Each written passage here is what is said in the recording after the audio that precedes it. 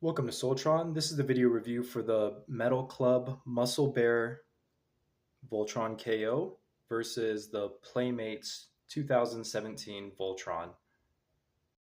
Here's a size comparison. You can see Musclebear is about 13 inches, whereas the Playmates is about 15. Here's a 360 view of the Playmates Voltron. I think he looks pretty good. You can see the back of his wings is a little hollow.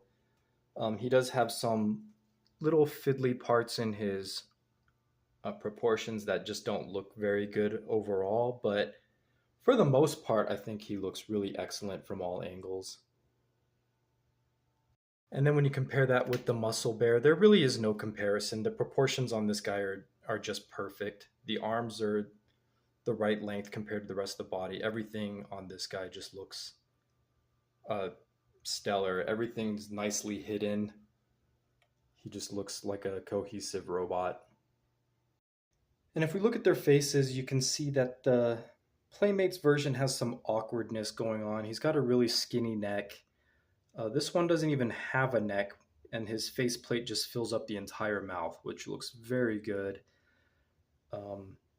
And the silver paint helps differentiate him. And just, yeah, the paint on this guy looks a lot better than this guy. He looks a little bit sloppy. The blue kind of doesn't work. It doesn't seem to be the right shade. Whereas the Musclebear, everything's just nicely proportioned. His face doesn't look flat. It still looks nice in 3D. But when you turn this guy to the side, his face looks... Actually, I take that back. His face doesn't look flat either. It looks pretty good. And I did actually carve out his mouth and scrape off the white paint just to make his head look a little bit bigger so it fills up the mouth better. But as far as the two robot modes, there's just no question that the Musclebear just wins. He's got a better chest section. This is the part that's a big deal for me, is this red section is nice and cohesive. His chest is nice and filled out. Whereas this chest looks very skinny or very short in comparison. And then it's got a big gap here. So that's one major point. And then I think another major point is these arms look really good with the rest of the body. Whereas these arms are just too long and monkey-ish. They're just too lanky. They don't look right because they're just too big. If they were shrunk down maybe 10%, they would look a lot better. And then of course the head just... This head is very wide and awkward looking, and it's got this giant neck, whereas this head, everything just like fits in place correctly. It just looks right. It looks like a nice Viking helmet. So overall, of course, the KO just wins in this case. There's really no competition. And then when we get to the articulation, this guy has a nice ball jointed neck. He's got 360 on the shoulders here, on kind of a friction joint. It's not even really a ratchet. He's got a nice little extra piece of articulation where you can open the chest panel up, and he's got a nice butterfly joint, and you can do that the opposite way too to get his arm to move outward a little bit. So he's got chest articulation, he's got waist articulation, he's got double jointed shoulders here, so you can move the shoulder up like this, or you can move it on this joint, all on very nice ratchets. He's got bicep swivel. He's got this really neat joint in the forearm that lets his arm do this, which helps for double holding his sword with two hands. He's got 90 degrees on the elbow, nothing special there. And then he does have wrist swivel, and then he's got a wrist tilt too, thanks to the transformation. And then for his lower body, he's got pretty much full 90 kick there. He's got thigh rotation on a friction joint. He's got more than 90 on the knee, thanks to this nice double joint. He's got pivoting ankles, which is very useful. And then he's got like some random things. You can move his toe, but that's like the lion articulation. And then he's got these nice heels, which help him plant. No matter how you set him, he's going to stand up pretty well. Versus this guy, he's got this kind of awkward swivel cut on a neck. And then he does have a pivot that goes up and down. And you can kind of use the transformation joint too, but it's just, it doesn't look right. Everything kind of disconnects. He just doesn't look correct. He's got he does have this shoulder joint, but it's very bad. Like his whole chest has to turn for you to move this arm, which is very unfortunate. And then he does have an outward click, about 2 clicks, so he can go about that far outward. He does not have bicep rotation, which is a really big problem with this figure. He does have, for some reason, instead of bicep, they gave him this forearm swivel instead, which is just bad. It doesn't replace the bicep. It was a very bad idea. And then you get this wrist swivel. So they should have definitely put the joint there. I did actually customize this figure, so mine does have a bicep now, but that's something you just shouldn't have to do. And then it just makes it more annoying because now he has this joint too. So I might disable his forearm joint because now it's pointless. He does not have waist articulation, of course. His elbow goes about 60 degrees, maybe even 45. You're not going to get 90 at all. And then he does have 45 degrees on the outward kick. He does have a nice heavy ratchet, full forward, hampered backwards. And then he does have this interesting transformation joint, which helps his knee go way more than 90, which is very nice. And then he has nothing for the ankle, which becomes a real problem because these are his heels. And these are his toes. So, as far as articulation, this guy wins. Hands down. You can get way more dynamic poses, way more awesome poses out of this guy than this guy. So, there's that.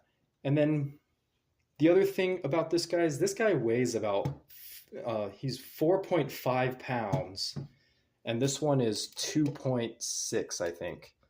So this guy is almost twice as heavy as this one, and you can feel it. This guy feels like holding a weight. He's very heavy.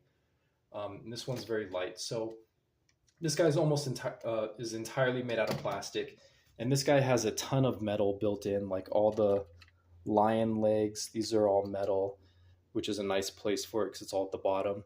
And then even the smaller lion legs, parts of these are metal too, I believe. Actually, maybe not. It looks like just the bottom legs.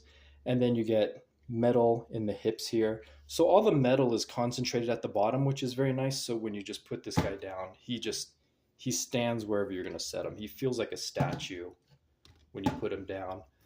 So materials wise, this guy feels pretty good for the most part, but actually his arms, I think some of this plastic feels a little fiddly because you got these little tiny panels, and this feels not the best because it's got a little bit of brittleness to it. I don't really like when you get like thin panels of plastic like this, but overall I would say the materials in this guy are better. And then again, his sword is made of a pretty thin plastic too, which can be very delicate and easy to break. But overall, this guy has the better materials. This guy is a little bit more cheaply made, but he doesn't have any of those thin panels except for, I guess, his wings. And even these are pretty chunky. I'm not worried about these at all. And his sword is more of like a flexible plastic. It is plastic though, not rubber, thankfully. But as far as materials go, this guy wins that as well. This guy's just more higher quality, and he's got a lot of extra parts that help with the transformation. Okay, let's go over the accessories. So this guy has a blazing sword. You can see it's got this nicely painted handle. Even the blade is a nice flat silver. This is just silver. It's just the plastic is kind of this gray plastic with a metal swirl in it, so not too bad. But obviously this sword is bigger, even though this figure is smaller. This sword is just better proportioned. It looks better. It's got this hilt piece. I think if this sword was better, it would be less noticeable how much better this one is. But the blazing sword on this guy is just way too tiny. It doesn't look very proportional to the robot himself. And if we look at the accessories, the Musclebear definitely has more accessories. He's got these two uh, like this double-bladed sword which can connect together. He's got these two missile launchers. He's got this little spike thing. I don't know what that is. It looks kind of like a mine.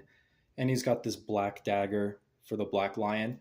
But otherwise, this has all the same accessories, and you've got this extra missile launcher that this one doesn't have. I guess that's the same as these two pretty much. And I actually appreciate the little bits of paint on this, but I can see how they didn't bother with these pieces just as a cost saving measure, because these are so nicely painted as it is all his main weapons. But they're about tied on accessories, except for the Musclebear comes with these two swords and this little spiky bit, so it's a little bit more. One place where the Playmates one does win is that it has gimmicks, so that these little accessories are spring loaded, so they do have like firing gimmicks, which is very nice. So all of them can fire off, which is pretty cool. I really like that. And then the other thing where the Playmates win on gimmicks is that this guy has electronics, which is probably why his articulation is so weird in the shoulders, because he has to detect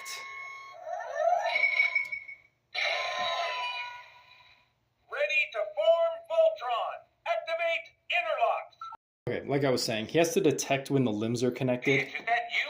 Where are you? So he can tell when you don't have a limb on, and when you do connect them, he does do a cool thing where he acknowledges that the limbs are connected. Ready to form Voltron. Activate interlock. But you can also, like when you remove a limb, come on, team. Let's get out of here fast. He'll detect when you're taking him apart as well. So that's very cool. He's got a lot of phrases. I'm not going to go through all of them because it's a little ridiculous. Oh yeah, and one more thing for quality I want to point out is that and he's got a nice light up feature in his chest, which the KO doesn't have, is that it's hard to tell, but this is a little bit more of an orangey red than this red. So this red actually doesn't match the red of the rest of his body. So I don't know if it's just something wrong with my copy of this figure, but these reds don't actually match, and it doesn't match these either. So that's just something to point out. I'm just going to do a transformation real fast because that doesn't matter that much. You just press down the chest panel. It's going to release these arms. You're just going to straighten out the legs, straighten out the head, pull out the tail, and that's how you transform the arms. Very simple. Fold down the connection point. And then for the leg, you're going to press this button in the back, and then that'll let you unlock it. Then you're just going to straighten out the head and legs, same thing. And then the tail, you have to unfold, which is very hard. I have to use like a little tool to get it. And then there you go, that's the legs done. Okay, and then Black Lion, you're just going to close his jaws, close his antenna, close up his wings, and then fold out his tail, double joint his legs to make this. You're going to fold his other legs forward, and then they will come out of this black panel, and then he's done. So the Playmates team is done, so you're just going to unplug the legs, or the arms. That's very simple. You're going to unfold the legs. They are on like this double joint that can be hard to get out. So I like to use this tool to help just pry it out of place a little bit, which he's refusing to do. There it goes. I don't know why it's just jammed in a little bit. And then you just fold these panels back in. So these panels are very nice because they clean up his robot mode. You don't see the legs at all, which is very cool. And then you're going to fold up this butt hatch and then fold out the tail. And then this connection port technically goes all the way back inside, but it is incredibly hard to get it back out. So I don't bother. I just leave it pointing suggestively down there. And then you're going to use the double joint on this leg, move this out of the way, and then get this panel down here. So not too much harder. And then he's got this nice little double joint on the neck just to give him a neck so it's not just shoved in place like that. So very nice extra articulation. Its arms done. So now for the legs, you're just going to press this button, which will let it release. Nice spring-loaded gimmick. And then you're just going to do the same thing. Straighten out the legs, get this panel, and then just fold that in behind the leg basically. And then you're going to fold up this butt flap, which covers up the hole very nicely. And then you're going to fold out the tail, get the head in place, get this heel joint and just connect that to the neck. And there you go. That's the legs done. For Black Lion, you're just going to do the same thing. Fold up the face, close the jaws, fold up the antenna, fold up his wing sections, fold out his tail, fold up the legs on the hips, and then use this joint to make them more lion-like as much as possible. And then you're going to fold these all the way down, open up this black panel, fold out the legs, and there you go, he's done. And here's how they look together.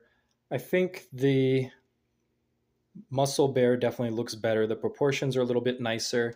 The Musclebear figures have a lot more articulation. They can actually splay their legs out. These guys can only hinge their legs. You still get this nice joint, but these just have the better articulation. And as far as these just look a little more derpy compared to these, look a lot more serious. But I wouldn't say there's a massive difference, except for when we come to the Black Lion.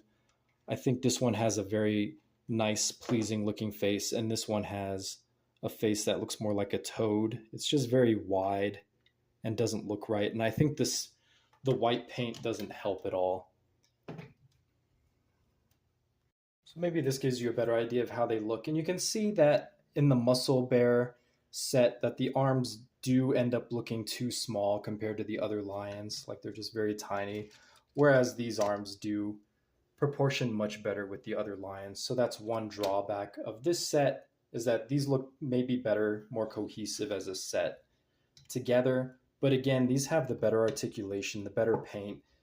These just look much better, especially again, the Black Lion looks so much cooler, has much better articulation than this guy and his giant wide face. But yeah, I think I got this set on Shozy store. I can't remember. I know I paid about $180 for this set, which is a pretty good price considering that this Playmates set, I just looked it up. This Playmates set on BBTS is going to be $109. So actually, this one is significantly cheaper compared to the $180 that you usually find Musclebear for. It's really just a matter of preference. This guy's more of like an MP set, and I'm not really a masterpiece collector, whereas this guy is more of just like mainline, play with the toy, very rugged set of toys. So of course, it just depends on what you prefer. For me, I definitely prefer toys that feel like toys, that are nice and simple, have simple transformation. I prefer the transformation of this guy. I enjoy his little gimmicks, even though they do hamper his articulation. So this guy is actually going to be my Voltron set, even though this guy is better in almost every single way. I just enjoy playing with this one more, whereas I'm worried about this one about paint scuffing, and then just dropping it would be devastating. And plus, like, just moving this guy around and articulating him is not fun. He's just so heavy. And actually, there's a lot of, I forgot there's even more metal here. This piece itself weighs a lot. This weighs probably more than most of the other Voltron put together. But anyway, hope you enjoyed that comparison. I hadn't seen anyone else do it, so I thought I would take it up. See you in the next one.